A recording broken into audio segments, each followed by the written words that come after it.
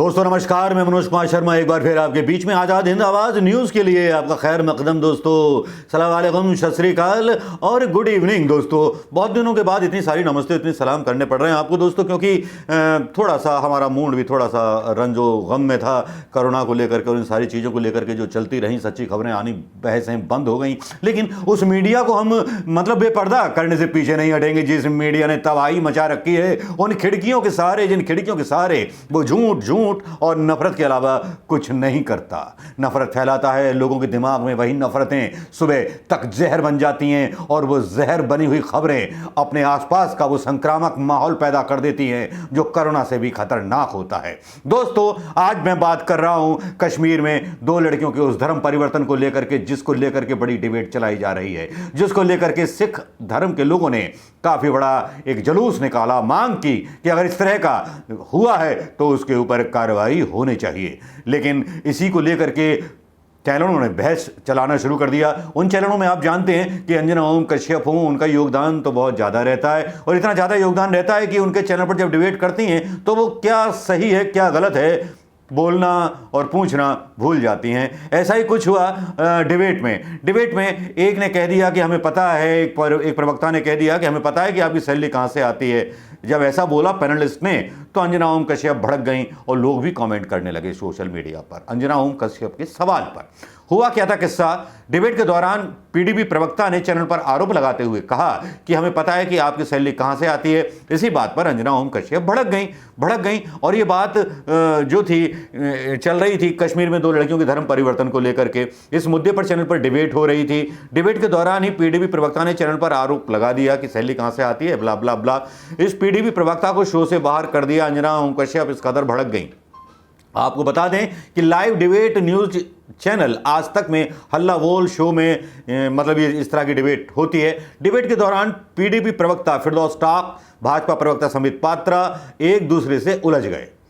इसी दौरान पीडीपी प्रवक्ता ने समित पात्रा पर आरोप लगाते हुए कहा कि मुझे पता है कि आपका ही चैनल है, मतलब समित पात्रा का ही चैनल है। उन्होंने आगे कहा कि मैं यहां पर आपकी बकवास सुनने नहीं आया हूं। इस बात पर बढ़ाते हुए शो की एंकर अंजना ओम कश्यप ने कहा कि हम भी यहाँ बेवजह आपकी बात सुनने के लिए नहीं बैठे हैं। जब इस तरह की बातें होने लगीं अंजना ओम कश्यप और गुस्सा गई।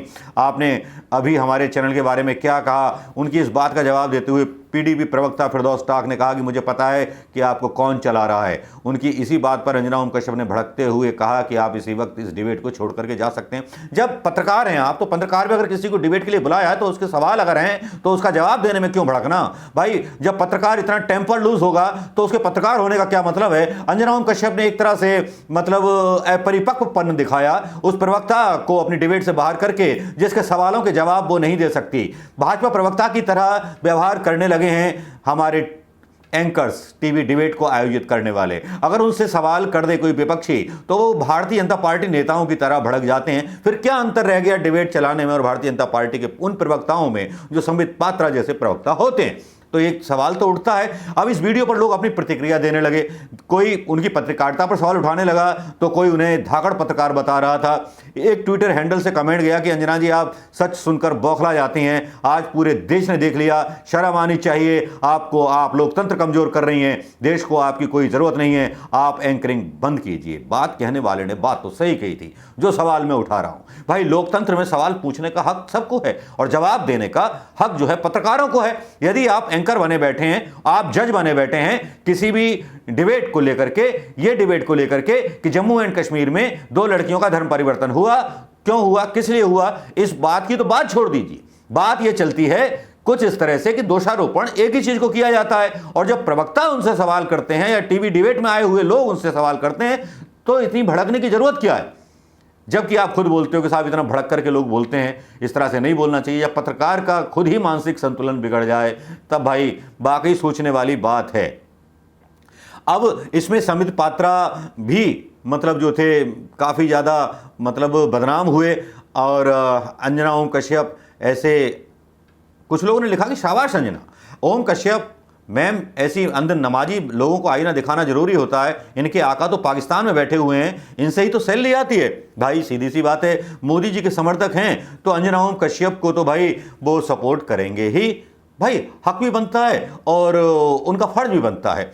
अब डिबेट के अंश जो थे वो क्या थे, जिसमें ये कहा गया हमें पता है आपकी सैलरी कहां से आती है, डिबेट में क्या बोला गया क्या नहीं बोला गया, उस डिबेट के अंश में यहां डालकर आपको सुनाना चाहूंगा दोस्तों। तो ये डिबेट के अंश आप सुन लीजिए, फिर फैसला कीजिए कि क्या अंजना ओम कश्यप का एक पार्टी के प्रवक्ता के साथ इस तरह का असंवेदनशील व्यवहार, अपरिपक्व व्यवहार, क्या एक पत्रकार को, एक जानी मानी पत्रकार को शोभा देता है।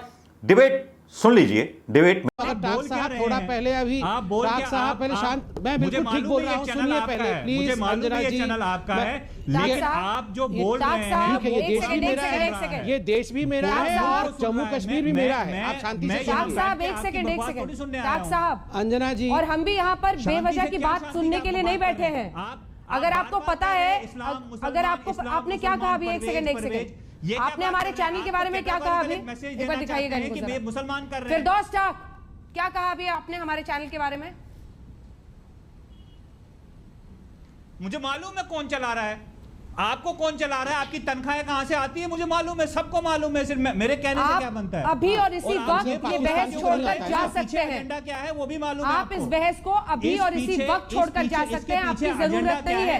ऐसा कोई भी व्यक्ति, आवाज नीचे कीजिए, आवाज नीचे कीजिए। आपको सच सुनने में बड़ा परहेज है। आपसे कौन सी ऐसी बात कह दी गई कि आपको लग रहा है किसी और का चैनल है? आपके साथ पता है प्रॉब्लम क्या है? प्रॉब्लम क्या है? प्रॉब्लम बहुत गंभीर है, ये बीमारी है। आपको कुछ नहीं पता है। आप बताइए ना कि आपकी तनख्वाह कहां से आती है। आपसे पूछूंगी मैं, ड्रोन अटैक पर पाकिस्तान के खिलाफ बोलिए तो आपको साफ सूंघ जाएगा।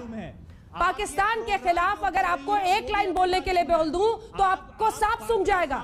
इसलिए हमें पता है कि आपकी सैलरी कहां से आती है। आप अनइंटरप्टेड बोल रहे थे मिस्टर टाक, आपकी याददाश्त कमजोर है, इलाज कराइए। ड्रोन अटैक पर अगर पाकिस्तान के आतंकियों के खिलाफ बोलने के लिए बोलेंगे तो आवाज नहीं निकलेगी आपकी। हमें पता है आपकी सैलरी कहां से आती है। बहुत धन्यवाद आपका हमारे साथ चर्चा में जुड़ने के लिए। या तो अपनी सोच, दिमाग और बातों पर आप थोड़ा सा कंट्रोल रखिए, या फिर आप इस बहस को छोड़कर जा सकते हैं। आपकी जरूरत नहीं है, क्योंकि आप प्रेजुडिस बातें करने के लिए यहां पर बैठे हैं। आपको लगता है कि मीडिया को गाली देकर आप बड़े बन जाएंगे। बोलिए ना, हिम्मत है तो पाकिस्तान के खिलाफ बोलिए, आतंकी भेजता है, बोलिए ड्रोन अटैक कराया है। एक लाइन नहीं बोलेंगे आप। हमें पता है आपकी सैलरी कहां से आती है। हटाइए इनको, बाकी लोगों को दिखाइए। अंजना ओम कश्यप को एक जाने माने पत्रकार होने के नाते, एक नागरिक होने के नाते भी न्यूट्रल रहना चाहिए। आपको क्या लगता है दोस्तों, कहीं किसी पत्रकार को या जर्नलिस्ट को ऐसा लगना चाहिए कि वो सत्तारूढ़ पार्टी को सपोर्ट कर रहा है? लेकिन गाहे बेगाहे अंजना ओम कश्यप एक तरफा की डिबेट चलाती हुई दिखाई देती हैं, जिसमें वो अपने ही जर्नलिज्म पर एक क्वेश्चन मार्क लगा देती हैं। हालांकि उनको सपोर्ट मिलता है भारतीय जनता पार्टी के समर्थकों का, मोदी जी के समर्थकों का, लेकिन उससे होता क्या है, लेकिन उनकी विश्वसनीयता पर एक क्वेश्चन मार्क लग जाता है। आप क्या सोचते हैं दोस्तों? हालांकि अंजना ओम कश्यप जी से ईमानदारी की बातें करना या ईमानदारी की एक कल्पना करना ये बेमानी होगा, क्योंकि हमने देखा है कि रोहित सरदाना हो, उनकी मृत्यु हुई, अचानक हुई, बहुत सारी बातें हुई, विवाद हुए। अंजना ओम कश्यप को भी कोरोना हुआ, तब थोड़े कुछ दिन ये सुधरी रहीं, लेकिन उसके बाद होता क्या है कि वही ढाक के तीन पात, इनको तो वहीं से आना है, वहीं से जवाब आना है। जो फिरदौस टाक ने कहा उसकी बातें सुन करके असहनशील हो जाना, ये तो इनका मतलब जो है अदा पुरानी है। क्या कहिएगा, कैसे जगाएंगे मुल्क को? इन्होंने खुद मुल्क को सुलाने की तैयारी कर ली है। क्या करेंगे आबाद मुल्क के लोगों को? इन्होंने थालियों से रोटी छीनी है। तो दोस्तों, इन्हीं शब्दों के साथ वीडियो को समाप्त करूंगा। अच्छा लगा हो तो इसको शेयर करना मत भूलिएगा दोस्तों। नमस्कार, जय हिंद।